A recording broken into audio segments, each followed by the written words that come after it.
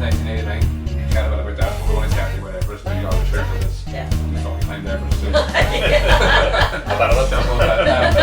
He climbed it. I didn't say he climbed the top. He fucking climbed it. Earnest about Everest. There's your book. It's the name of it. Very good. The importance of being Everest. Ooh. Look at them. I'll send them all to you now. And a smoke signal. Hello, everyone, and welcome to the Mind the Time podcast, where each week a special guest chooses a specific year between 1970 and 2023, and we talk about all things that year. Now, if you're thinking that Fintan is sounding a lot like his girlfriend, Sorcha, these days, have no fear, because I am Sorcha Shanahan, and I am stepping in for Fintan tonight as he's feeling unwell. I know, bless him. God, Wayne. Oh, jeepers, love him. But have no fear. By my side are your two regular co-hosts, Brendy Mahan. Hello, everybody. What's the crack? Hey. How you doing, Brendy? I'm very well. Hey, I'm very well. I had a whole joke planned out, but you were going to introduce me, and I was going to go, "You're not Fintan," but then we've already covered that. I'm so sorry. Do you want to start again? No. Are you sure? We'll run with it. Okay. It's not ideal, but we're on with it. It's great. See, so professional. And of course, Sean Kenny. Woo! Bonjour. Oh, Ça va? Oh, Jeez. I was dead excited to see what you would say. Sean's got a different one-word way of saying hello every time. You have to keep it fresh. That's all I know about. She beat Derry. That's the Del Boy French, is it? My who? No, I've got no French. Yeah. It's Irish. No, it's Sorcha Shanahan. Oh, it's on brand, isn't it? But anyway, so our guest today is a local lad who took on Everest Base Camp and won. Yeah. Dun, dun, dun. Please welcome Ciaran O'Hara. Thank you very much. O'Hara, Thank you. bye. Welcome. Pleasure to be here, people. Pleasure. Thank you for joining us down from your mountain top. I know, got off my high mountain for a change. To the depths. Oh, right love here. it. Love it. Yeah. Swimming it. And Ciaran, you've chosen the year 1989. I have indeed, Sorcha. Yes, and I that have. was a year where walls were knocked down, webs were built, and Derry City won the treble. Great year. Great year. I'm assuming it's the year you were born. It was. That's exactly why I selfishly picked it, just so it could be all about me. So, Well, you are the guest, so it's going to be about you, whether you like it or not. Thank you. But That's class. So Ciaran, you know Brendy. I do. it is for I his do indeed, sons. Sorcha. Yes. Yeah, since 1989. No, or unfortunately not. I wasn't even born in 1989, so no. We've known each other, I'd say, probably, 15, 20 years now, would you say, Like maybe? that, it has to be. Jesus, right, we're yeah. getting out like. I know, tell me. You know what I mean? I think we were about 15 when we met, like, so. And we're now about 50. So, there you go. But I climbed many a mountain together, many a rambling. We have. So was that where it all started then for you? That's what the... A wee bit, yeah, I think Get so. on to We it. had great times every weekend. Just bailing in the car, Yep. up in the Donegal, and Yep. well, as far as we can do. But I don't think we got any further in Donegal. No, half the time, we did didn't. No, there was always chat of going to Cork and going to Sligo and all, but we just went to Malin we were skint and couldn't afford petrol. Exactly. But then O'Hara obviously went and did Everest then without me. Oh, I was meant to go, but I had a scheduling conflict, so I couldn't do it. aye. Nightmare. Aye, you had to get your hair done. I had to pull out the last minute. Just going in and get on that helicopter without me. Tell him, bring back for me, I'll be grand. Is that true?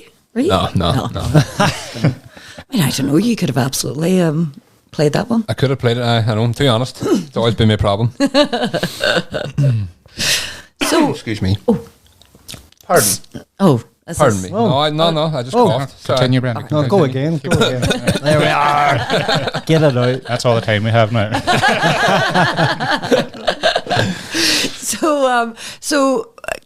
Ciaran, what do you remember about 1989 then? Well, Where were Sorcha, you? as To be honest, I don't really remember a whole lot because I spent the early part of the year floating around in my day and then turned into a bad thought and then floated around my mouth for the majority of the year. It's not as bad as what it sounds. It sounds pretty bad. Pretty bad. We're close than family, but nothing. So probably the per year they choose, but nonetheless. No, to be fair, I think when I was telling O'Hara they choose the year, I was kind of playing down the whole what year you choose doesn't really matter. I think because it doesn't really as such. We're just getting them for a chat. Yeah. But 1989 was a good year. Done a wee bit of research, some good music, and Sean, I'm sure will have some good movies for us too. Yo. Possibly. Indeed. I know one film was out that year, one of my favourites from like the 80s. I might go ahead and say it now. The Burbs. Am I right?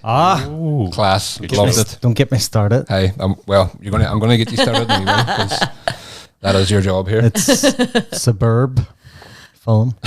Oh, very good. Yeah, I'm a bit rusty this week. Sorry. No, it's It'll get better. classic Kitty there. No, there's been worse ones than that, I would say. So when were you born? What's your birthday then? 6th of October. 6th of October.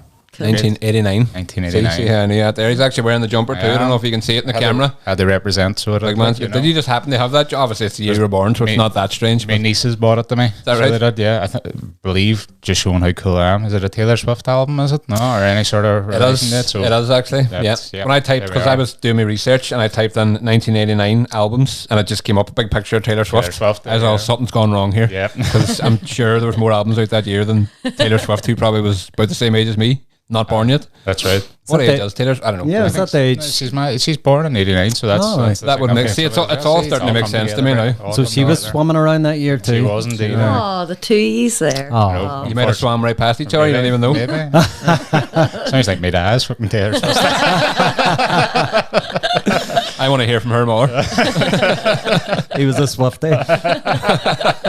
I'm led to believe so. Well, I'm just looking at the timeline of events for that year, and there's nothing down for October 6th. So that, I mean, it should really say Ciaran O'Hara was born. O'Hara, born. Yeah. But the next day, the Nobel Peace Prize was awarded to the Dalai Lama. Oh, there you Oh, go. So probably, happy days. that's Good man. Very. Aye. I like to think O'Hara had something to do with it. Maybe, I think so too. Aye, This wee was baby it? came out, they were like, that baby's a belter. Let's give that award to the Dalai Lama, Mara. Do you know what? It's all about reincarnation and Aye, stuff. I mean, exactly. like, You know, Very true. aye, Very true. aye, world-changing events. Exactly. Yeah. The Dalai Shama to O'Hara. Well, I remember, I think everyone's done it and checking out what famous people share your birthday. Oh, of as course. well. Aye. So obviously I did it one time and it was getting bleak. I mean, I was up to 1920, 30 and there's nobody of historical significance. So I thought, right, there has to be someone famous at least now. Big movie, something like that. Nobody. Until at the bottom of the list, guess who pops up? Jerry Adams. Cracker. Worth the wait. Oh, bro. Surprised he's even the fucking list. Like, Big Jerry. Big Jerry's as famous as anybody. Since that cookbook came out and he started like talking about cream eggs Jerry on Adams Twitter. have a cook. Oh, he's clean mad. Is he? He's gone clean mad. He's In a good way, I very think. interesting character. I don't know what. Geriatric. Jerry. Oh, no, that's not nice. Ooh. And cooking Do you with not have Jerry. a sound effect thing? I was sure. Get a wee. We're And then we not should there do a yet. wee like wah wah. Toilet flush. The toilet's just there. We could just go out now and flush it. But there's only one flush. There is only one flush. Have to wait an hour, half hour. Get the bleach out. Famous birthdays. Mine's actually the only. There's two that I remember looking up for mine. The 4th of December. I can't remember the other one, and then the other one's Jay-Z. So I was just shite. Do you know what I mean? Can't remember who the other one was. 4th of December. We'll get to that anyway. We'll get to that another time. I don't think I've ever Googled this. I'm going to have to. If I could reach my phone, I would, but When's your B-day? Here, 20. Oh, I never tell anybody when my birthday is. What's your national insurance number then? Sinead? You got Tell us the day after your birthday, sure. The 20. month. The 25th of December. Nah, No, There's it's, no it's one not. else. No one else. is that's born Santa that Claus's day. birthday. 23rd of September. Do you know what? I was going to say September, obviously, because I've probably been to your birthday before. In fact, we definitely have because we went to Armorland for your 30th. That was it. Oh, Couldn't tell you what date, but great spot. probably the 23rd. Great spot Class, for a isn't it? birthday. Have you been? I Armorland too? I have. Oh, that's brilliant. You get the wee boat over and all. There's like one guard in the island and he goes home at 7. So it's just a free for all. Everyone's well behaved. Oh, thank until God, 7:05. Well, I've just looked up who was born on 23rd of September, and Augustus Caesar, Ooh. Bruce Springsteen, Oh, the boss. and John Bruce. Coltrane. John Coltrane as well. Ooh. You're in good company, Sean. Very good. Doing well. Happy days. bad, hey. The boss. Talented, powerful company. Tell me this, who's Augustus Nice. Caesar? I only know him because he was in some Shakespeare plays. Was he? Okay, right, there you go. He sounds like somebody being a Shakespeare play. Aye. I think you know that thing, "Et tu, Brutus." Aye. I think that was him. Right. Don't hold me to that. Actually, Soon- I've no. He's the original gangster, is he? The Caesars. Yeah, So not the guy who invented the Caesar salad. it is the same guy as well. Yep. It's actually the That's boy. why he was killed, because some people had really strong thoughts about croutons. With chicken. And Yeah. dog food.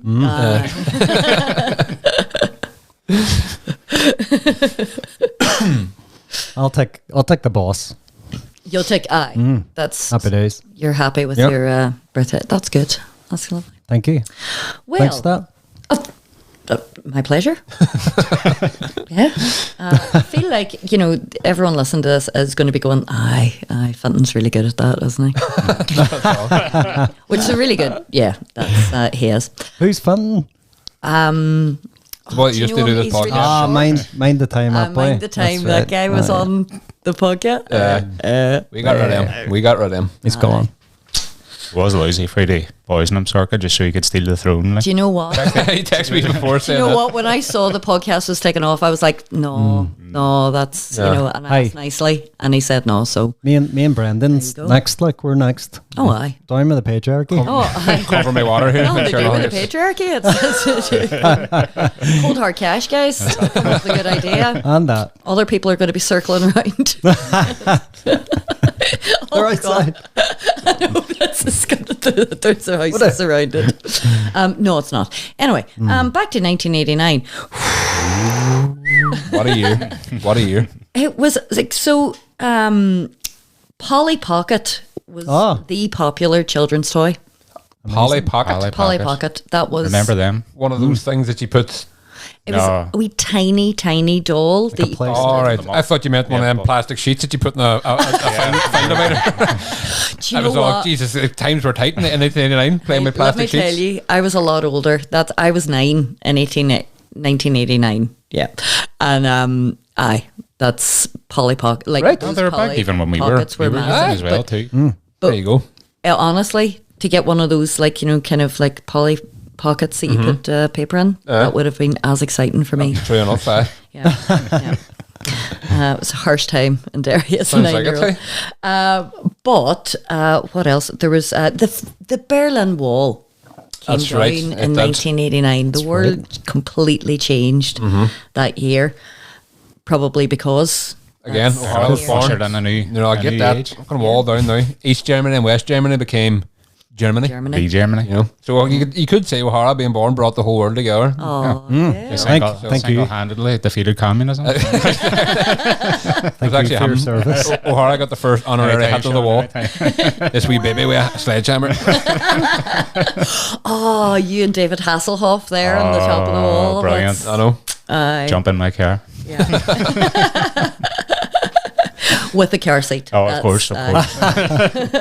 Although we lived in Donegal when I was first born, I remember there was no such thing as back seat belts because we came into the north. No and back seat belts. No, you didn't have to have them in the Republic until Jesus. like the early 90s anyway. That's right. You were born like Bundoran or something, were you? Sligo. Oh, really? We lived in Sligo. Bundoran. Oh, really? Because I Class. remember we came to visit my granny and granda and we were coming round the Foyle Road roundabout and there you see we're driving past and my dad just goes, Ciaran, fucking lean back wee. Because I was sat front, That's mad there, hey? leaning on the two chairs, so I had to pretend leaning back there I was sitting there like, oh, excuse me, officer, nothing to worry about you.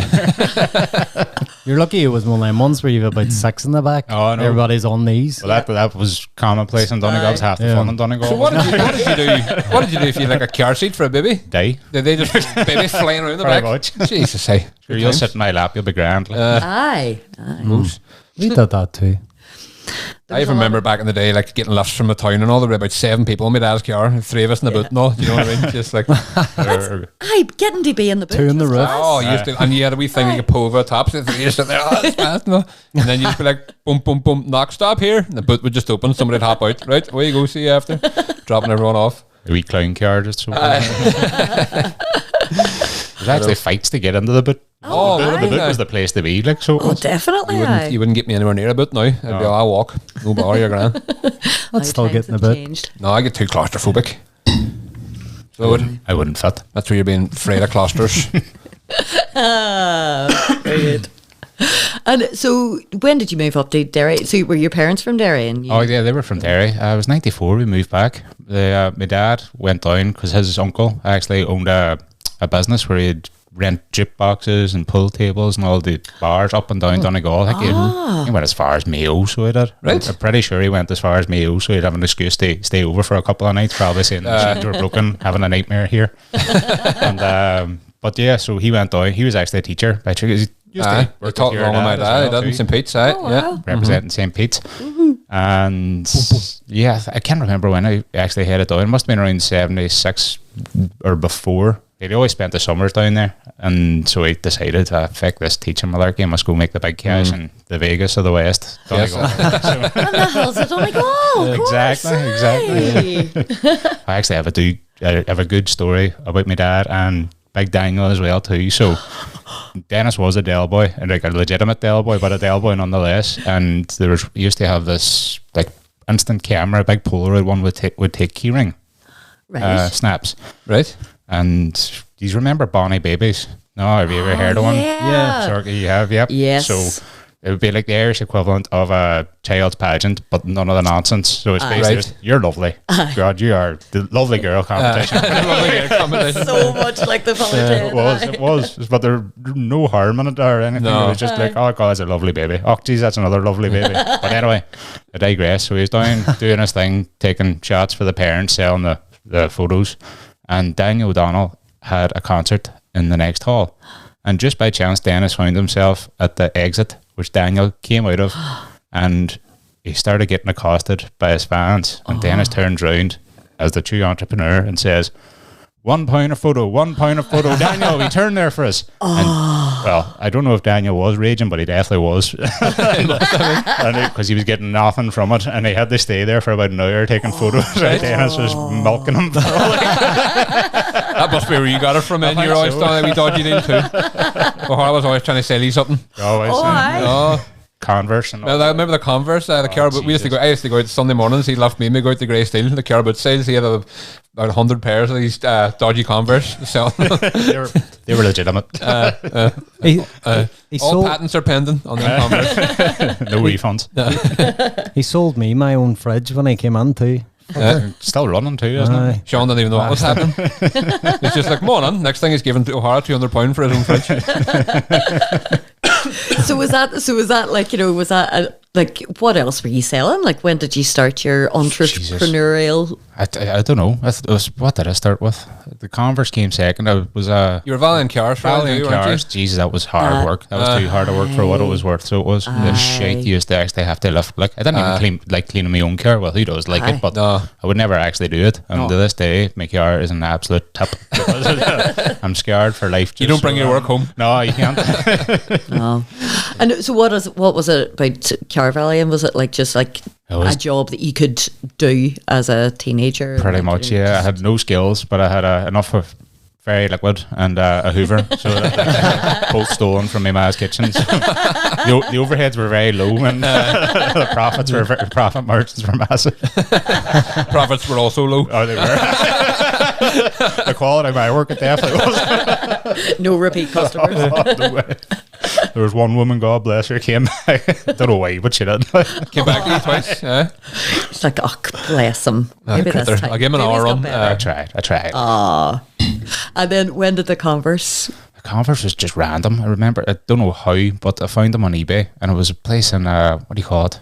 Carrickfergus, Right. outside Belfast. And the shop was closing down, so just went in, jumped in with my head first, and went up to him and said, "Right, well, whatever you sell for on eBay, no, I'll take another 200 off you." Aye. And we dairy boy beating about Carrickfergus, like it was a really fancy. His family came from shoes, so is that Well, I know. Well, love it. Hey.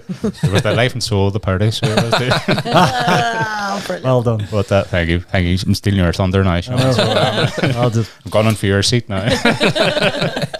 But no, like his dad was like this renowned cobbler, like makes all these fancy shoes for like the lords and ladies and stuff like this. yeah. The ma's got a lovely boutique shop, so the son obviously decided, well, I'm going to have a trendy shop. And did not succeed, unfortunately. No. And I was there to pick up the carcass and took 200 pairs of Converse off him. And like Brendan said, ran around the country trying to sell them as well. That's right. So I got shot him eventually, but No, you got that's it. You got a bit of interest. A couple of bites out in that first day, and then the second day, you got wised it. And you're like, right, here's a crack. We deal. 1 2 for so much. All that crack. well, it was better selling them in pairs than just the single. When you started selling 2 for 1, that was when people really started buying them. Like one is £20, you get 2 for 25. 21 will do me, just hands on one shoe. You get the second shoe for another £5. Hey, good crack. What I remember those days. Oh, brilliant days. Kept Kept us out of trouble anyway. I know. That's class. So, Brenda, you were in on the business. I Were was you just getting the there. cut? I was just there to get out of the house. Just sitting there, having a crack. You know what I mean? Class. You were the muscle. I was the muscle. In case anything went wrong. Aye, people getting really upset about having to fork over I another just go, £5 for a pair of shoes. Let's clear my throat. That was all needed done. All right, aye. You see, oh Jesus, no, you're man. I better buy both shoes, to be honest. This boy's not playing about. So how did you meet then? What was the? Don't know. We're wild big friend group. We were both just in it. Do you know what I mean? I don't know. I honestly have no idea. I don't remember ever meeting you for the first time. You were just there one day, and that was it. You were obviously good friends with Lorcan. I probably met Lorcan first. They both went to Lumen Christi together, along with like Aiden and all that crowd. And then, honestly, I don't know. Is the honest answer to that question. Just appeared. Just appeared one day in front of me. I woke up and was like, "What are you doing? Who?" That was it. Then the rest is history. Do you have like a lovely memory of the first time you met? And you're like, I love it. I'm just going to shame you now. No, Go I'm for joking. Please do. I have no all these. I do have my earliest memory of you, and like I say, we're probably getting pished for weeks beforehand, months 100%. beforehand. But I just remember you in McCaff's house, turned around one day. You know what, O'Hara? You're a fucking side man. I took that to heart. Good man. I met every word out too, probably. I've changed a lot. Like I'm an absolute wanker now.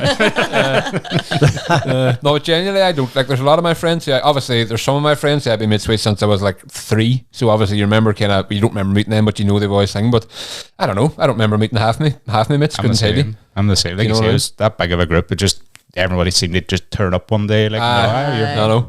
we're the boys now. That's it. You're just accepted as one of the crew. Class. That's amazing.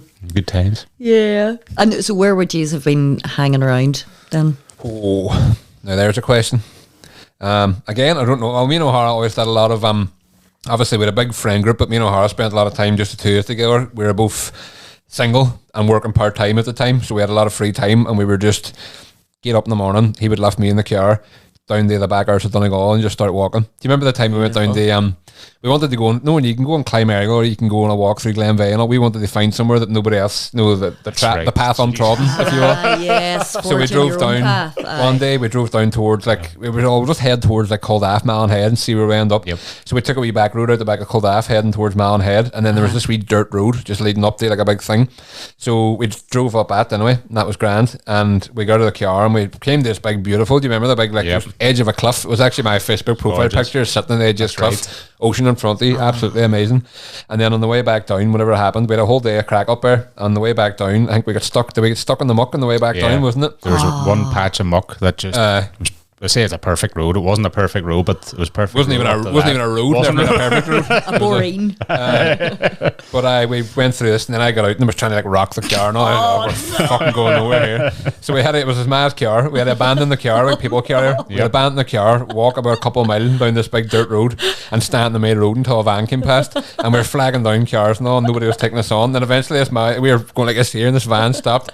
and it was some old boy from Colaf or something, and he was like, what's crack? And he didn't even say what's going on. He was stuck up that road, are you? Yep, spot the dairy boys. That was partly what happened all the time. He was all, come here, I have to go on the man head to drop off something, and then I'll be back in about half an hour and I'll tow you out then. So we were just like, right, so we just posted up at the bottom of this road and we were like taking photos of the fields and all, and then your man came up, and sure enough, we jumped into his car, drove us up the road, hooked on a hang, and just boop, popped us out of the hang. Away you go, hey, no bother. If you're listening, big man, cheers. Good sound, man. Thank you Still very be much. stuck there to this day. So we spent the whole like half hour with me. No, he's not coming back. No chance. But he actually did. He came back and got us. So fair play to him. Oh, it's Donegal for you. But that plenty of that crack. That's basically what we got ourselves up to. You should go up and get stuck in the same hole and see if he shows up comes back again. Good. He's probably still there. He probably got stuck after he pulled us out. You go up now and see him, the same spot, big beard and all. Skeleton. Just sitting there in the car. And boys never came back from me. It's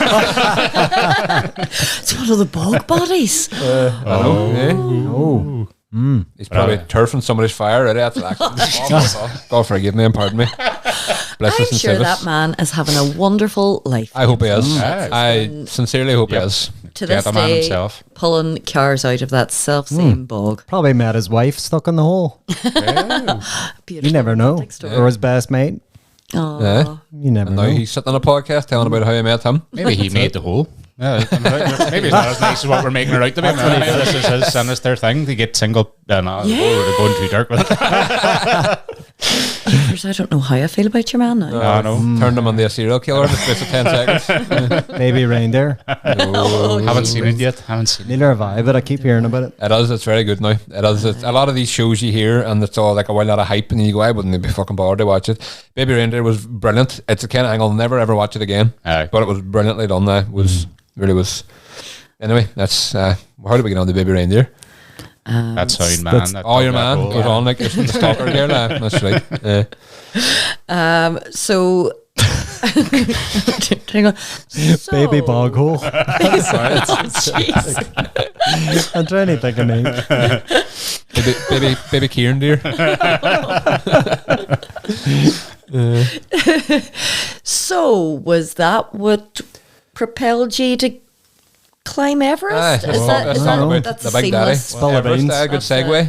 Yeah, it was actually more random than that, if you can believe it or not. So, my mechanic, Tony McCauley, you wouldn't know Tony at all, so you wouldn't. So, but no. my dad was great friends with this man. He was a local mechanic and family business, and his son is mad for hiking and hill climbing and all that. Aye. And just one day, randomly, I went in because, as Brendale say it, or know yourself, I'm long-suffering van owner. Indeed. I give him good business, like a lot. So I became very good friends with his son because I was in that fucking often. And just one day, randomly, he turns right and goes, Ciaran, do you fancy going to Everest? And so, sure, why not? Like, But did you kind of play it off as like, dead on? I was serious. I was all right. I'll do it because I knew him well enough, but not well enough that we're going to go halfway around the world, and you'll probably shy off this notion. But he was dead serious, and so it was grand, and said yes to it, and sort of played along. And anyway, not going to get too grim on the story for too long, but at my dad's wake, then about a month later. Tony's down. He's sitting with my dad's in the corner, and my dad's beside Tony. He's like, so this boy's come to Everest with us. And I had to fucking go there. Oh, that's a context. Brilliant. Yeah. That spurred you on there, but too, like, you know. Of course. But it was amazing crack. So it was like, and Tony is 73 as well, by the way. Jesus. And he was going with us. Right. And I say he was going with us, I was going with them. And that was his second time doing Everest Base Camp as well, too. And he did it like a champion. He did more than what I did as well, too, when we were out there. Like, Jeepers. but it was just an amazing experience. I recommend it to anyone. And as I've always heard, it's like such a big undertaking, and it's going to cost you an absolute fortune to even get out there and do it. Like, what do you have to? So if you're starting from scratch, how do you go about? I want to climb the Everest Base Camp. Well, that's basically what I had Ronan tortured about for the full year prepping for it. I don't. I'm privileged to say that it wasn't a fortune in my context, but I can understand it could be a fortune for anyone. Like the flights alone were maybe 1,500, getting you to the country and getting you back. So that's dear. Yeah. But actually for the hiking itself, it was maybe, what was it? It was $2,000 US, maybe Right. 2,200. But we were being flash with it as well too. That we were, once we got to base camp, we were getting a helicopter back down. Oh, so you that- could have got a cheaper package exactly. kind of thing. We weren't being lazy bastards. And we could have walked back down. Oh, helicopter back down. Big class Oh, it was crack, excellent. It was Jesus. excellent. But yeah, so it is expensive, don't get me wrong. And then when you look at the people out there then too, and God bless them, some are, Really poor They're places. poor. Like, and it humbles the hell out of you as well too when you're out there. But yeah, what we ended up doing is we had a wee routine. Any Sunday I was off, we would go and we would walk from Derry to Buncrana. Jesus. So we did would, you? yep, over Gronya's Gap. Oh, really? So that Oh, was, of course, you need to do some serious oh yeah, training. And even, it wasn't just necessarily about getting a hill in. It was about you're walking long days, so you're walking 4-5 hours. So it's Yeah. not just a case of let's go to Errigal and sure you're a wee hour up and an hour down exactly kind of thing. you're on the road longer than what you're actually doing the exactly. hike for. Uh-huh. So that was the crack. Tony would park the car up on the Saturday, get the bus back, and then we'd walk off, and he'd drive us back then on the Sunday morning. So we would Mad, hey? from about 6 o'clock. So you'd leave your car down in Buncrana, Tony would, yeah. you drive back with the next day. All right. Couldn't do the same with Everest, no? No, no Park chance, halfway up Everest. unfortunately. I'd probably get stuck again. Your man have to come out. You get too many parking tickets. The wee Sherpins going round. No, parked there too long. 2 mechanics as well, so we'd be all right. I Right suppose. enough. Like, True so. enough. That's a good. And then, like, sorry. Oh, no, no, I'm just fascinated by it. I haven't even, like, as I say, me and your good mates, haven't even had like a sit down and pint and like tell me all the crack with Everest, so I'm well excited about hearing all the crack. Aye. So, like, what the What the fuck are you doing? So many, like, how high is Everest base camp? Everest base camp, it's about 5,400 meters, maybe just, change Right. less, like so. But Just all that. a lot So higher did than you here did you anyway. feel like a big difference in? No, they always say like the high altitude and the air's Yes. thinner and you're harder to breathe. And even going to base camp, you felt that, didn't you? It was brutal. It's the maddest experience I can ever. So I'll give you context. Kathmandu, even itself. So we got off the plane. We're already higher than Donegal, which is the tallest point in Ireland. In Kathmandu. In Kathmandu. Right. Jesus. So you're 400 meters higher than anyone else on the island. At the minute, like. So from that, so we got on the Kathmandu, the typical Irish thing. Let's go for pints. Straight to the bar. Go for the pints. 100%. Get them on this now, because Ronan, God bless, he knows and knew everything about the trek because he had done it before, and so he actually knew the porter that we were going with and Right. the agency worker personally, and so. I'm sure that helped a lot Oh, it was brilliant. Like, all my faith was in him. He knew everything, so I could just be the passenger, and Yeah. all I had to do was crack jokes, and I had a speaker, so play music, crack jokes. That's all I have to do. You can do that right. And I don't know any jokes, so I had to play music. Played a lot of music. But yep, so we got lashed on the first night we were there, and it was great crack until we realised we had to pack. And the agency guy gave us the bag and said, "You got 15 kilogram. That's all you can take." Right. And then he gives us the big duffel coat and our sleeping bags, because you have to have a proper thermal sleeping bag for sleeping. And there's no such thing as central heating in any No. accommodation we're going to. Like, and that weighed fucking 8 kilogram. So Jesus. we had to pack anything else. You had 7 kilogram to play with, and we were pushed trying to fucking work out what we needed. But is that including things like water and stuff like that? Not water, because No. you buy all your water out there, so you will, Right, and you buy that on the wee tea houses along the way.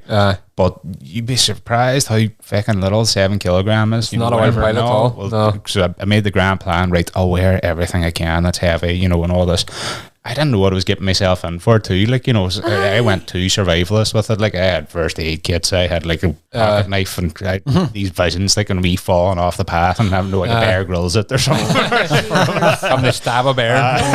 Emergency Mars bar. That's right. But so yeah, there's a scales in the downstairs, and we were getting all this here sorted, and we eventually did. But anyway, onto the actual mountain itself. You fly into the most dangerous airport in the world called Lukla, Right. or it's one of the most anyway, and so dangerous because it's on a diagonal. So the plane lands at the bottom, and it slows down, and at the end of it is just a mountain. So if you don't slow down in time, you're Jesus. smashing into the mountain. And on the back side of that, when you're flying out, you're flying down the hill, and there's a drop. So if you don't make your basic, If you're not going fast enough, you're going to crash coming into it if something fakes up, or you're going to plummet to your death if something fakes up on the way. lovely to get out and thought. push. And this is like just to set the top, like this is before you actually start Everest, Yes. like you know. Yeah. So Yep. oh my god, And God bless them, the Nepalese don't have a good history with their airplanes as well too. And there's a good story coming about that. You know, Right. whatever, so remind me whenever I talk shade about the way up, we'll talk about that on the way back.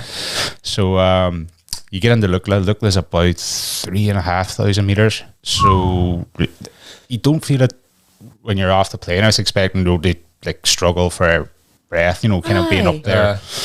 But I noticed then, so the first day you're hiking, you set off from Lukla, and it's nothing major, no big sort of, you're not hitting a hill or anything, but you'd be climbing like, say, a flight of stairs would be in your house, and you're kind of jumping up them, you know, thinking, this is great, lovely scenery, you know, beautiful valley full of forests, and you realise when you get to the top of them steps, you're thumped. Like, you know, you feel like you're really unfit, and I thought it was just a hangover at the start. It wasn't. That was just the air. Like you literally, you can't exert yourself. You think you smoke day a day just being out there. You can't breathe. There's just not as much oxygen. No, Simple as that. That's all it is. And so you feel your heart's going like a jackhammer as well too, and going, oh, right, I get it now. It's one foot in front of the other, slow. Don't One be step at a time, literally. Just don't be a big balls about it. no.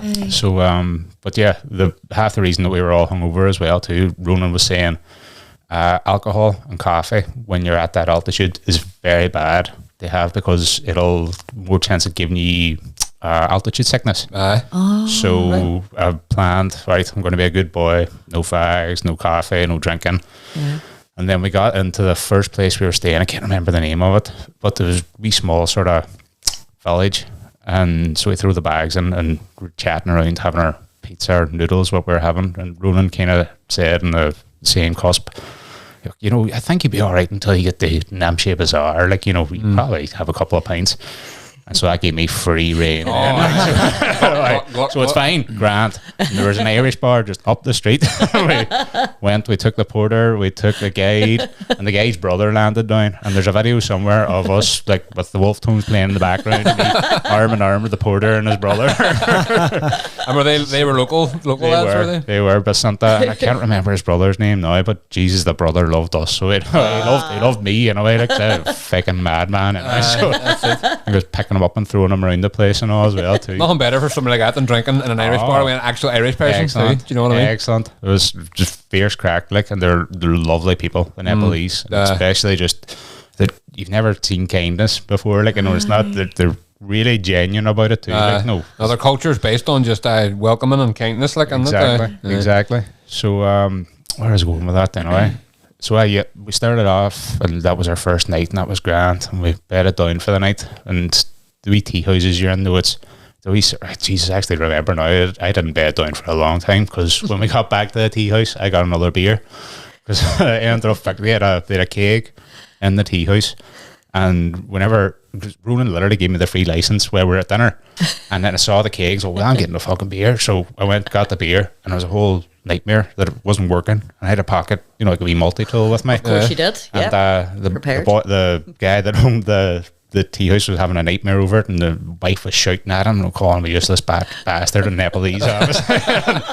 and so I said, oh no, I can maybe turn this down. So I turned the air down on it and poured perfect pints, and so happy days. That's why they were loving you. Well, that's why it. coming over here starting our cakes. And then so you had to drink all of Of course I did. Aye. But I just remembered now when I said we went back and we bedded down. We didn't. We all went back. They bedded down, but I sat up and had 3 more pints. And I remember they all turned the lights off around me. Sitting in the dark, Just sitting boozing. Okay, you get carried away. You'd be like, when am I going to be here again? That's You know it. what I mean? That's it. Yeah, you do right. But yet the next day it's called the Namche climb, and that is a hard bastard. So basically, it's I can't describe the scenery. It's like something, you know, if you see the movies, you know, in Alaska and stuff like that, with the massive peaks and the deep valleys, and you know, walking along, going across the rope bridges, loving life. And I'd thrown everything to the wind, you know, in regards to what Ronan was saying, because we're not at Namche yet. So Ciaran has the pack of fags, and I'm sitting, we've taken our first break, you know, just the side of the thing, and I'm sitting smoking away, loving life. And this American woman walks past and says, "I can't believe you're smoking. Who do you think you are?" Starts just laying into me. And anyway, I couldn't give a shit. Just take another. Have a good hike. Enjoy yourself. Don't fall off. We go about 500 meters up the trail, and after we finished our break, and she calved over to the side, getting it tight, with the altitude or whatever. Like, just she wasn't the fittest looking. God bless her. Like, and she takes another look at me and says, "And you're wearing shorts. You're smoking and you're wearing shorts," because everyone out there dressed properly, but it's roasting, so it was like, so I go, fuck this. Girl had a real problem with you. I have Hawaiian shorts on, so she really took issue with it. You should have been do you want a fag? I did say something smart, but I can't recall what it was anyway. But anyway, so I mean, the nerve. it was. Imagine starting somebody up Everest. Get a grip of yourself, Mrs. If you're listening, wise up. Yeah, tube. But it was hilarious. And the whole point I was wearing the shorts was because I wanted to take it up while I was up there in one of the water. Absolutely. And I got made up as well. You were doing it right. She was wrong. She was taking it too seriously. Fecker. Wearing trousers and not smoking fags. What are you? God bless her. She did everything. Keeling over. She did everything right and probably didn't make it. And I did exactly. everything wrong. I mean, Got it up rightly. So, can I ask on, like, I'm expecting snow already. Is there snow there? Was there snow? There was, but we didn't get it until it was actually the day we left Namche. Right. So with the Namche Bazaar was like, it's mad, hard to describe. It's a horse-shaped town basically built on the side of a mountain. Right. And if you can imagine, like Shipley Street, like all that there, basically these wee lanes going up, and it's all it's beautiful. It's hard to describe, and I didn't actually appreciate it until the next day when we woke up, and again, banging hangover because we went the highest. I feel this is more just an intervention. Promise there's no more alcohol after Namche. It was good after. But we were in the highest Irish bar the night before, and again the brother and the guide, and I vaguely remember there was a push-up competition on each side. So Of course there was. Push-up competition up Everest. Brilliant. Amazing. Just a big obshades about it. Like, and With an American woman really friggin' angry in the corner. My God, you're doing Smoking a push-ups fag in your mouth while you're doing it. and you're doing push-ups. with shorts. But yeah, so Namche Bazaar, mad place, just very beautiful and picturesque. And you wake up in the morning, you actually see the vast mountains around you, whereas before it's all overcast, and because the weather changes literally by the hour. That in the morning, beautiful clear days, gorgeous. You'll see for as long as the valley or the horizon will let you. And then 12 o'clock it starts getting a wee bit more misty, cloudy, and then by the night it's either pissing on you or it's just freezing.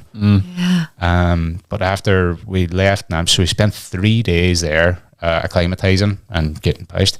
And, Probably undoing all your good acclimatizing work. and so we left then, and Sean, like you said, we were coming into is it Dembucci, I think, is the next village we were staying in, and we were about half an hour away, and the snow starts falling, and I'm buzzing because that's all I wanted. You want to be out there in the Himalayan snow, like exactly. I had it in my head that it's gorgeous weather. I wasn't complaining about the weather either. Too. Like this is great, but I'll be a wee bit disappointed if I don't have like a wee sort of snowballs. And I definitely wasn't taken disappointed because it bucketed down top of us that night. Thunder, lightning, really, whole works. Class. Jeepers. Amazing. Just sitting in the tea house. It was only us in this tea house too. I don't know how it worked, but we were all cuddled around the fire in the middle of the common room, just telling stories, and I mean booming right on top of us, thunder and lightning. Class. It actually knocked the power out, so it was like the spookiest sort of we could die out here, You ever just sitting, what am I fucking doing? Pretty much. We were wondering. Class, but we paid for this experience.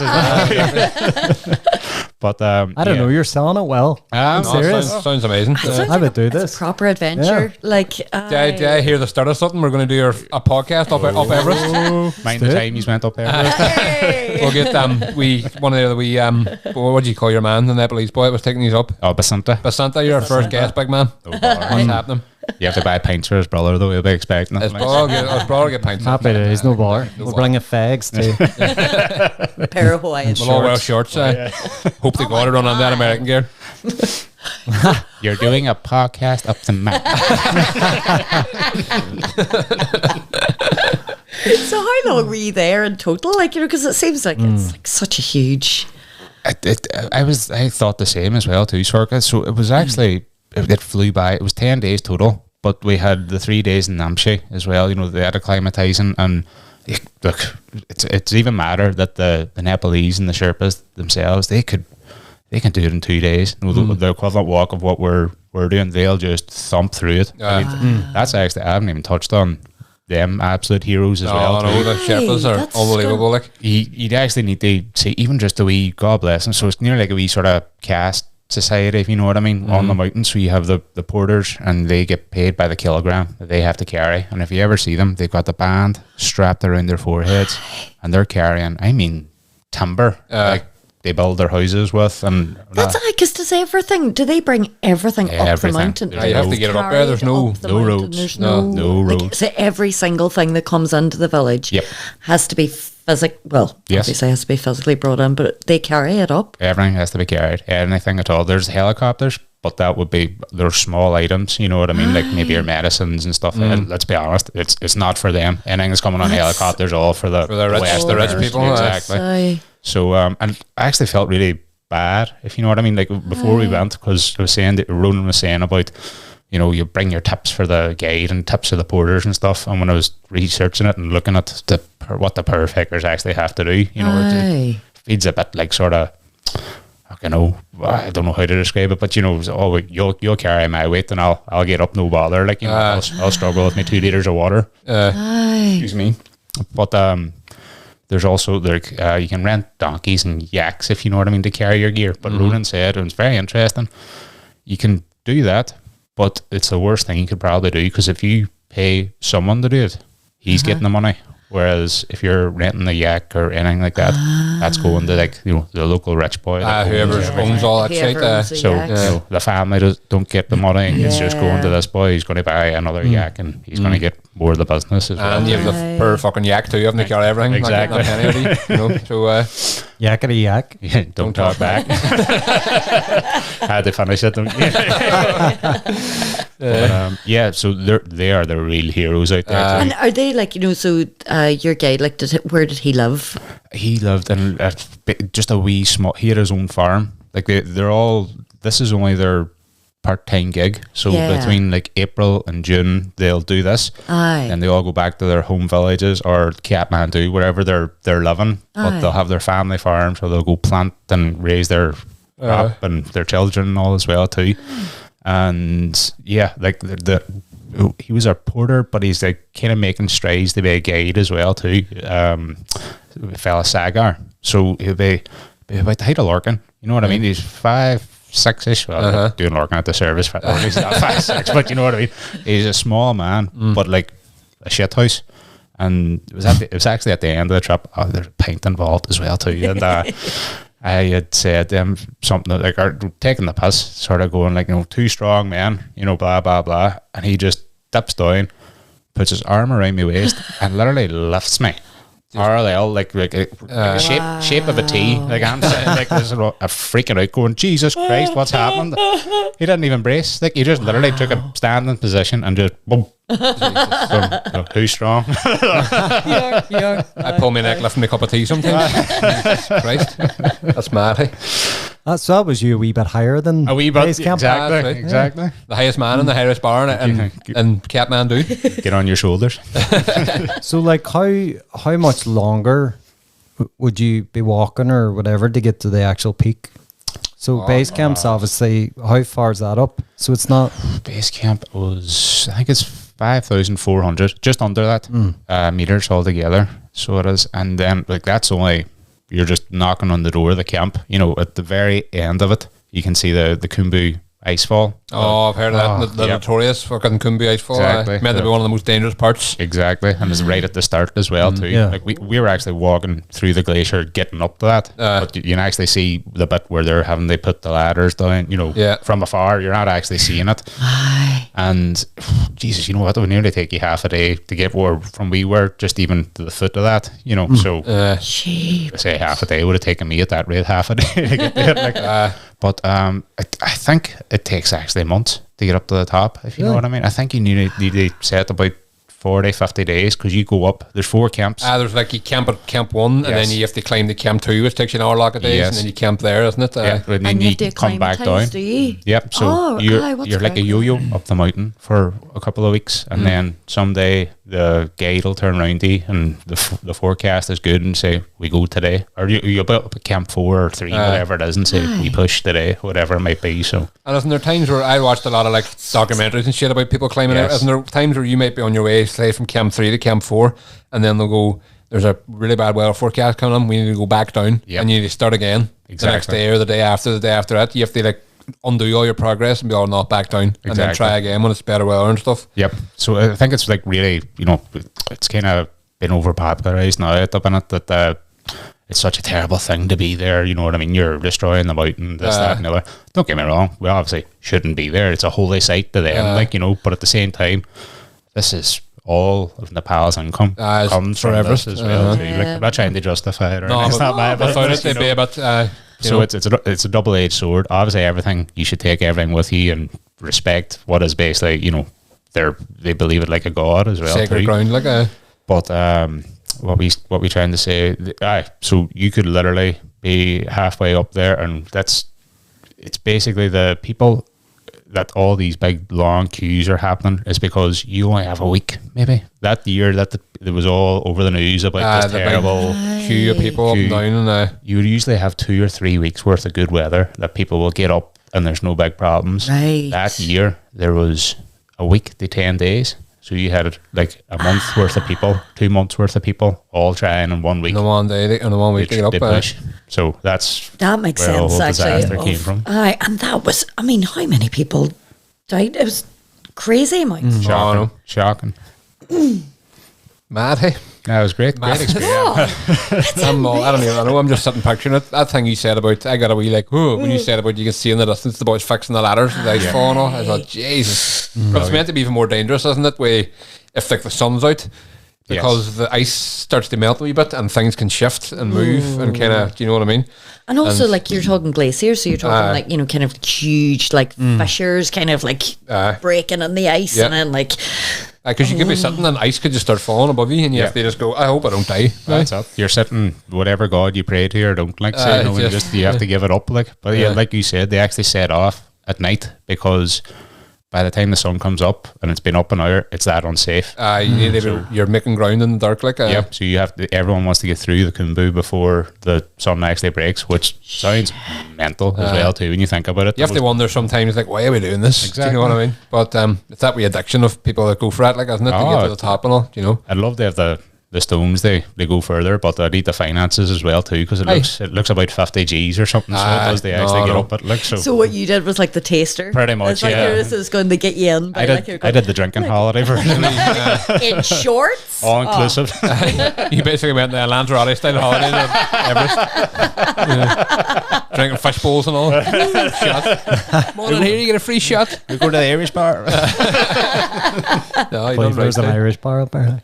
And what were you saying about that? Remember you said about the plane up and down, and then you were like, "There's a funny story about that." That's right. So, yep, we'd been to base camp. We got the helicopter back down and all that, and life was good. And we were flying out of Lukla the next day, and it's because it's meant to be so dangerous because of the weather as well too. So it's built on the side of the mountain, big cliff, smash into the end of the runway. Otherwise, if you don't make it.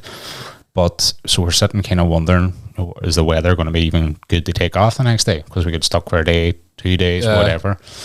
But the weather was good. We got up, we get on the plane, and we take off. And on the way in, I sat right behind. So it's a small plane. I was going to say, it's not like a big proper plane. No, you're talking like it only fits Indiana 20 Jones. people. Exactly. Fucking propeller. Exactly. Oh, it was exactly a class. propeller. And you have 2 rows, either side of the fuselage, and there's only maybe 15, 20 people on it, tops, and the 2 pilots and the doors open. So on the way to Lukla, I sat on the left because I knew that's where the mountains would be, and took all the photos and looked, and this is beautiful.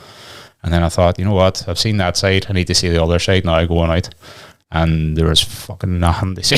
It was just land, nothing. Yeah. So, like a wee nerd, I sat right behind the pilots and I was just looking to see what the buttons were. Yeah, what and they were doing. Yeah, you know, just taking that all and be, oh, this is cool. Wonder what that is. Blah blah blah. And I don't know where there's like a radar on the front screen, or just in the dead center. And I was watching that and all the planes, and it just goes off. And the radar, there's nothing on it, and you see the boys kind of pushing it and tapping away, and you going, Jesus. oh fuck, this can't be. Why did I look at that? It'll learn me anyway. So, and this was, like I say, only 5-10 minutes after we taken off and the 40-minute journey. Mm-hmm. And I'm thinking, right, well, there's obviously a fucking backup, and there is, but it's about the size of like an original Nintendo screen. So it was like, you know, and they were using that to follow the flight, you know, the path they're meant to take. So they're kind of swapping between it, seeing what planes are in the area and if they're on the right track. And I'm not a pilot, but a lot of them dots look fucking very close. And whatever number on it, the numbers kept decreasing whenever it got to the wee centre circle. So much so that even the pilot, I swear to God, the pilots were looking out the window in the direction of where the dot was coming to see, because we were in the clouds. It was a fucking nightmare. I was a praying man for about half an hour. And I'd say I pray into the God of. I'd be praying to every single God I can think of. Yep. Everyone. That is, cheapers. You never want to see a pilot looking out the window to see You want your pilot to be full of confidence. something right here. Jesus. Cheapers. I know. And like, were these? Aye, cheapers. That's And then I thought, I have to be wrong, maybe, but I turned around when the plane landed. I was too fucking terrified to say anything. One of the boys was actually afraid of flying, and a girl gave him some sort of beta blocker. And he was loving life in the back, but he had no idea what I knew too much. Like, you know? You were the man who knew too much. You had a parachute on all. So I've seen things. I know, like true stoic hero. I'd told nobody, like, you know, so I'll take this burden upon myself. But when we got, we touched down, and geez, I nearly burst into tears. And I turned round to Tony and said, you know, their radar failed like about 5 minutes after takeoff. I was like, what? I know, they were flying blind for like probably a good bit of that flight. They're fucking some pilot, you fuck off. What do you know? What do you know? And I had to like reassure myself, and so no, like I can't. I need to know. So I tapped the pilot on the shoulder and, excuse me, did your equipment did it break? And one boy just blanked me. He said, just fuck off. And then so I turned to the other boy, who was maybe a bit junior, the co-pilot, and he just nods, going. So at least you're not going to turn around. Hey, we're all fucked here, lads. Well, I think I should get the parachute because I'm great. And I think you should get the second parachute in case the first one doesn't open. Oh fuck! Hey, that's mad. So Brilliant, but So you went up Everest then? I think the thing, like you were up there, so seeing that with your actual eyeballs, Yes. not trying to be funny, but was that the highlight? Because I can imagine that would be for me, like just Even you doing a sent- 360. He sent me a lot of videos and like pictures from that time. We'll show you them. After, Never but does it justice, amazing. but No, it doesn't. do you know But what even I mean? I was amazed. 'Cause, Do you know what I mean? like, I'll get one example. I was at the Grand Canyon, and class. sitting there looking out at that is like, see when you Google it, then like, do you know what I mean? You bring up Yes. photos, or I took a couple of photos there. It just does not No. No, I've in any way like do it justice. It's just like being there and seeing it, and seeing a picture of it is just two completely different things. No, So I can only imagine what you were seeing, and especially at that altitude, like You're right. It tell you what, incredible. Like it probably should have been the highlight, but I think the biggest highlight was that morning that I came out on Namche and just read, because I hadn't seen what was around me, yeah, and just how insignificant you kind of you feel like you're looking at. Never seen anything as big like that in my life. You know what I mean? Like just they look at it and go, Jesus. Because you could obviously see Everest, like Yes. the peak ahead of you. Do you know what I mean? Yep. Well, there's a hotel right at the top of Namche, where the hill that it's built into, and that's called the Everest View Hotel, because that's your first opportunity on the hike to see Everest. See Everest. And that was class, and you were looking at it, and you know the the cloud forming literally was the tip of the mountain with the wind blowing off. It's nearly like it's smoking a fag, you know, trickling off. Smoking a cigarette. That's my most dairy version of describing this whole trip as well too. Getting past smoke, looked like it's smoking a Everyone's fag. smoking a big bine. But if you didn't even mention, whenever we actually got to Everest, it was fucking clouded over. Are you serious? I swear to God. It's all from the way. I did. I got to see it, but I didn't get to see it on that day that we were actually standing in the foot of it. So Wow. I know. Well, you've seen more than us tonight. This is that. This You is know that. what? Aye. And you can imagine it. No, I You was can imagine it far better than I can. I was that thumped that I actually didn't give a shit. Oh, God. Because we were trekking through the hard snow for the last couple of days, and it was just arduous. So it was like you were, and then the place you stay in is a place called Gordashep, and there's no other way to describe it. It was a shithole. And it's nobody's home. It is just it only exists whenever this place is being used. But I'll give you context that we went into our room. My room was actually slanted, and I don't mean there was a slight tilt it. I mean you had to walk up to get to my bed, and you're lying diagonal. And when I put my head down, I realised I could feel the draft, and there was a fist-sized hole in the plywood that separated me from the minus 15 From degrees. outside. Jeez. Oh, my God. Yep. So it was minus 8 during the day, then it dropped to minus 15 at night. Jeez. Jeepers. So what did you do? Like, Just took me cocoon out. yourself? Hunker down and wrap up just as much as you can. Went to bed fully dressed with the clothes I hiked in that day. Just pulled up the cord and just pulled the hat down. Everything. Anything you can do. Mad. You're that tired anyway, you'll fall asleep on a knife, so you would. Aye. And like so that was one night, and then like what was the other accommodation like? It was actually far better than, because Ronan told me of his experience before, and it sounded like they had an absolute arsehole of a guide at the start. Right. So before they got Basanta, I should add. So this, you're kind of you're really dependent on your guide, you know, because he's the one that's looking after you, telling you what, you know, this to expect of this day, drink more water, and he's your medic and all as well too. And so the guy they first got, he basically said that you should just eat this garlic soup. And I mean, it's just garlic. There's no sustenance in it. So they were having a garlic soup for their lunch. And then go and do it. Absolutely awful. Imagine the breath, say. Oh, brutal. Imagine going on Tinder up there. No chance. There no vampires up there anyway. But you know what I mean? You've been hiking for 4 hours and you need a good meal. And you're saying, no, just a garlic soup, you'll be grand. Because he was pocketing in all the money. I was going to say, so does he provide the food? So then, because you've paid everything, so everything's, you know, and it's, you get your 3 meals a day. It's up to you, pick what you want, and then anything on top you pay for yourself. So he was rooking them. They give him as little as possible at the start. They're back. garlic soup. Like. Yep, and they put them into the shithole of accommodations. That there was one time, I think it was actually when they were in Namche, and so another thing, you advise, don't eat the meat when you're up there, because the whole national park is a holy site, right? And they're not allowed to slaughter animals on the site. So anything has to be killed in Kathmandu or outside of the park, and walked in.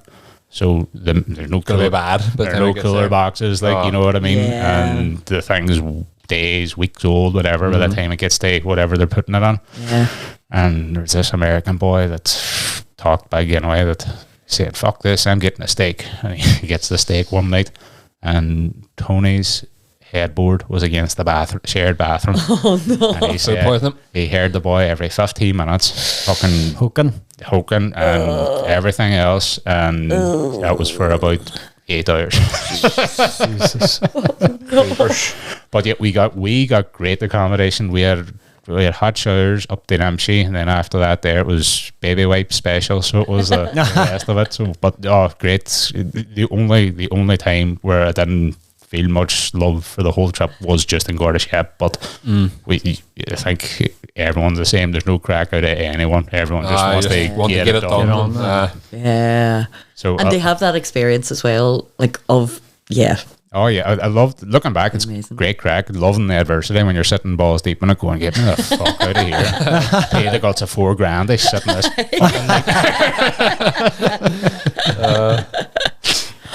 Jeez. It still sounds great. Oh, do it. Do it. And to be cut off from, I love when you get those opportunities to be cut off from technology Yes.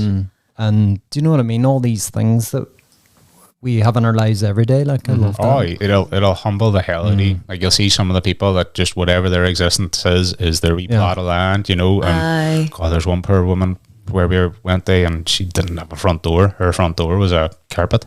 Really? And you know That's she freezing too. -15. -15, and you know I think she was actually she couldn't actually speak. You know she wasn't deaf, but she Right. no communication skills like Right. so and no husband, no family to take care of or anything like that. The queer existence there. Oh, brutal. And there's one of the fella, I'm not going to embarrass them by saying their name because they didn't do it for that reason, but they had actually raised a bit of money throughout, you know, since they came back the first time. They had the Nepalese hats that they were selling to people. Aye. And he went off with a couple of grand worth in various envelopes and was throwing it off to people. We're talking like Cool. a couple $100 or euros or whatever it was. Big money if you're living in them situations. Just Like, some people it could have been a year's money or a couple of months anyway. Aye. Like, and when you see how much them wee envelopes made to some people that they were crying and bringing them in, feeding them with whatever they had, like it just you know.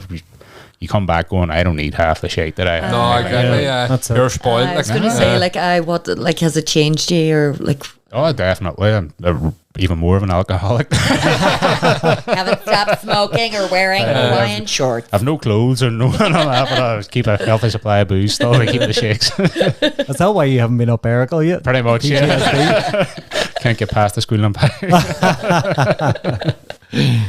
You'll have to get up. see. Must. We were on Sounds about like that. a queer experience. Eh? That was brilliant. I highly recommend it to anyone there going. I would love to. I think I've got $4,000 sitting around here somewhere. Let me just see. We'll do a GoFundMe through I've got a fiver anyway. Might be 73 by the time I I will accumulate it. Tony Well, can hey. do it. You can do it as That's well, it. too, Sean. So That's it. no excuses. Rock and roll. So that's, I mean, I know. think Could sit and listen to you all day. this is so interesting. And do you know what you said, like, you know, about time just flies? You kind of does. going, oh my God. So, I don't even know if It seems arbitrary now, but we may as well do a wee run through the music and let's- films yeah, quickly, will we? yeah. Just because we always. Go you first. yeah. In 1989, it seems like absolute nonsense now after hearing all that stuff. But sure, start talking about. So Chicago had a song out called. Anyway, we'll do it anyway. Just fucking rattle them off. So the top 5 songs in 1989. Again, I don't even care. I'm reading them. I don't care. I'm just thinking about fucking Sherpas and Everest. So amazing. Number 5 was "Miss You Much" by Janet Jackson, and that was about the time she climbed Everest and she missed everybody. Number 4 was "Straight Up" by Paula Abdul. That was also about her climbing Everest. She went straight up. Number 3 was "Every Rose Has Its Thorns" by Poison. That was about a special thorn bush that only grows up Everest. Number 2 was "My Prerogative" by Bobby Brown, and that was about him arguing with his wife saying he wanted to go up Everest because it was his prerogative. And then number 1 was a song called "Look Away" by Chicago, because it was a boy sitting in a plane up the Everest and realised the fucking radar went off, so he wrote a song called "Look Away." Some other ones we had out that year: "Waiting for a Star to Fall," which is how the boy felt on the plane. "She Drives Me Crazy" by the Fine Young Cannibals. That was about the American lady who told you to stop smoking fags. "The Loving Years" by Mike and the Mechanics. Great song, by the way. That was about all the years leading up to you doing Everest. And "Lucky If It's the Years After." You had "Love Shack" by the Love Shack. B-52s, which is just a great wee tune, and it's also the name of that shithole. Maybe that was. And the then whole this one, very fitting for climbing Everest. Guns N' Roses, "We Welcome to the Fucking Jungle." Because very good. just it's not a jungle up there, but it may as well be. And then I had lock albums: "Doolittle" with the Pixies, Fall. class. "Disintegration" with the Cure, class. "Pretty Hate Machine" with Nine Inch Nails, not too familiar with, but they're a great band. "New Order," Stone Roses, "Faith No More," De La Soul, Tom Petty, Madonna, Kate Bush, Bob Dylan, Aerosmith, Neil Young, Rolling Stones, Nirvana, Lou Reed, Red Hot Chili Peppers, The Beautiful South, and Chris Isaak all had albums out that year. All probably class. Delicious. All about. And they're all about O'Hara climbing Everest. You know, they were written preemptively the year he was born Beautiful. because they knew he was going to do it. It was foretold. Exactly. It was written in the stones. There you go. Written on the stars. Written in the stars, exactly. I'm not going to be as funny reading this out, so don't expect laughs or puns. I'm going to just rattle through them too. Get them Fuck out it. them now. It's Parenthood Never seen it. Sex, Lies and Videotapes. Oh, Nope. yeah. No. Black Rain. No. Ghostbusters 2. Oh, great. That was Great brilliant. show. Big Irish movie, My Left Foot. Oh, class. Yes. Daniel Day. Powerful. Yeah, Amazing. big man. Field of Dreams. Yes, very good. Costner, the baseball field, and all the That's ghosts that it. appear. Class. Great. One of the They most- will come. If you build it, they will come. I was trying to think of the quote. It was way off. Way. I don't even know what I was trying to quote there. If you build it, they'll probably land. And one of the most beautiful soundtracks by James Horner. Love it. Still Magnolias. Never seen it. Heard about it. It's good fun. I don't remember anything. Do the Right Thing. Seen it. Spike Lee. Oh, great film. Yes. Never Yeah, seen it. brilliant. All set in like a wee based around an argument in a cafe, basically. isn't it? in a These were, like, pizzeria. race and stuff like that. It's kind Very of good. brilliant film. Interesting. Honey, I Shrunk a Kids. Oh, A classic. Rick Moranis. Yeah. guy. Back when practical effects were at their height. The Brilliant. Ant. Remember watching the Ant? Aye, that's right. Do you remember the fucking Lego brick? That's right. They were just all like sleeping on it. No, imagine that up Everest. Unbelievable. Who carried that up? I need a 6-piece anyway. Wasn't even trying to be funny. Yeah. Bill and Ted's Excellent Adventure. Wow. Great show.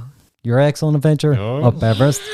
Maybe I'll do a couple. If they come, they come. When Harry Met Sally. One of my favorite rom-coms. Brilliant. Amazing. Love it. Look Who's Talking. Oh, aye. Oh, the, that's right. the The babies. babies. That's right. Roadhouse.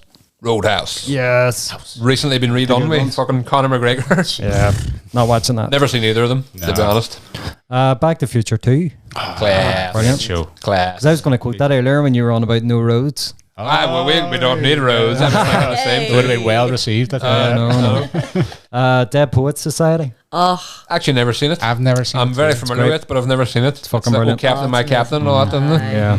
Robin Williams, Ethan Hawke. Brilliant. Indiana Jones and the Last Crusade. Oh, another great show. That's very, Very, very relevant. very good. Yes. Yeah. Like it. Brilliant. It should have been the Last Crusade too. Because the last two were pish. Ooh. Last, You're right. Uncle Buck Oh, what a show. brilliant. John Candy Yeah. is the man, hey? and pre-Home Alone Macaulay Culkin. Yeah, that's right. Uh-huh. Oh, he has an Uncle Buck. That's right. Ah, he's the wee. That's Yes, right. That was the year before. That's Home Alone. Weekend at Bernie's. Remember that? Never class. seen it. Hey. I've always I heard have a seen it reference years to ago. but- It's been done. The Simpsons did it. Remember when Mr. Burns Burns is died? it? Yeah. Batman. Batman. Tim Burton. Batman. Michael Keaton. Michael Keaton. Yeah. Jack Nicholson one. Yeah, that's Class. it. Michael Keaton is Excellent. Batman, like. Some regard. Is the Batman. Like, He was brilliant. Amazing. And some regard, obviously, Nicholson is the best Nicholson Joker. is the best Joker. It's It was brilliant. class. Very Love good that film. portrayal. Very good. Back again, The Burbs. Oh, bum, Show. bum, bum, bum. Loved it. What a show that is. That is, I think I've got to that stage because I'm regularly outside in my nightgown. Swear to God. Are you Tom Hanks or are you the weirdo family next It's door? funny because Fenton Carrie Fisher. came up the, I love Carrie Fisher, innit? Awesome. Fenton was coming up once they dropped something off. And I went outside to meet him, and my dad said he was just like sitting in the kitchen because my parents live like across the street. And he said he just looked up and see me walking across the street in my nightgown and not coming back. And he was all, he's fine, I lost it. I told you it was going to happen. It's a dangerous habit though. You go to the front of your Yeah. garden and you're going to the car and you're out in the big bad Tesco's world. in, like, you know. Oh, I just locked got a coat on and it's like, sure, that's good enough. And then you're going, Before you know it, you're halfway up Everest and you're damaged and slippers. American girl wearing a dressing gown.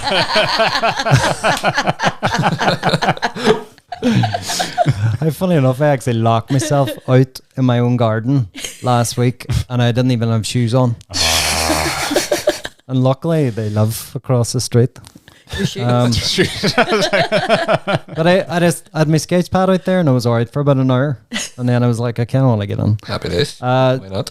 Last two, See No Evil, Hear No Evil. Oh, brilliant film. show. I didn't Love think it. that would be that So late. good, hey? I For some know. reason I thought it'd be like earlier. even. Brilliant I film. know, because when I seen it come up today, I was But like, I knew it was one of the later ones. They did obviously Richard Pryor and Gene Wilder did a lot of films together, but it was one of the later ones I think. But class, hilarious. The Three Fugitives. No, never seen that. Not aware No. of that one. That's a good wee one. That's Nick Nolte, Martin Short. It's really good. Right. I'll do a couple of shows because Fenton usually does the shows. I'll just rattle out a few because there's a couple of big ones. Like there's The Simpsons. Oh, Yeah. Simpsons great. started that Simpsons. year. 89. Was that when it was the series or like the Tracy Chapman show? Was it now? I think it's the actual show. The actual show. series itself. There was, what do you call it? Seinfeld. Of course. Big one. No, yeah, that's And- previous research. And Baywatch. Baywatch. Good year for shows. Quantum Leap. Quantum Leap. that? That's That's right. right. Yeah. Oh, I Yeah. loved Quantum Leap. What else? We had a couple of cartoons, like a Super Mario Brothers cartoon. Me and my That's brother loved right. that one. That's right. Chip and Dale's Rescue Rangers. Oh, it was class. And then I had to mention this one because, again, we loved this as a kid. Maid Marian and her Merry Men. I love that too. Tony Watched that Robinson. other thing. Oh my God. I'd forgotten Brilliant. all about that. Absolute. I think I've got the DVD box set, somewhere. Let's watch Hey. it. Let's do it. Yeah. Let's watch it after. It's Brilliant. really good, like. Biker Grove was out that year too. Just Oh, FYI. Was it? I don't even know how I know that. I think I'm pretty sure it was. You'll have to was. Google it after. Was it? I There you go. saw that see was me. yeah. Ant and Deck. That's right. Deck. The 80s are always cracker for movies, but like, I'd be so excited. So Yeah. bring on the next 80 something. 80 year. Can't wait. Well, come here. Thank you so much. That Thank was you. just, Thank I you, had sir. a Thank you. ball. I was pretty nervous, like, the big Not shoes at all. they fill. They and, were literally, figuratively, and literally. emotionally. Yeah. And we're taking votes, people. Do you want Sorka to stay on? Exactly. Or do you want Fenton back? In a couple of weeks' time, it'll be 4 different people sitting here. I'll be Sorka sitting here. O'Hara will be over here. I don't know where I'll be. I'll be I'll be halfway up already Everest. ousted. I'll be The like American someone girl is else. going to be over there, being the guest, telling us just what the fuck she thinks she's playing at. Where the fuck am I going to be? This is my house. You'll be I'll be in you'll London. I'll be out in the garden. sketching. I mean, icon. No shoes. Just sit that American girl down and just goes, first question is, how dare you? Second question, how very dare you? Exactly. Third question, get out. Can't believe you're wearing that. Oh, come here. Thank you so Class. much. That was amazing. Big round of applause for O'Hara, our guest. Thank you. Thank you. And keep the applause Brilliant. going for our guest host, Sorka Shanahan. Hey. Brilliant, sir. And keep the applause going for Brandy Man Yes. and Sean Kenny. Go on, shout Thank it, you. boy. Thank you. So please check out our socials on Instagram, Facebook, YouTube. You can like and subscribe, and please tell all your friends. And once again, thank you very much for minding the time. See you all after, hey. You're back. Bye. Good night. Au revoir.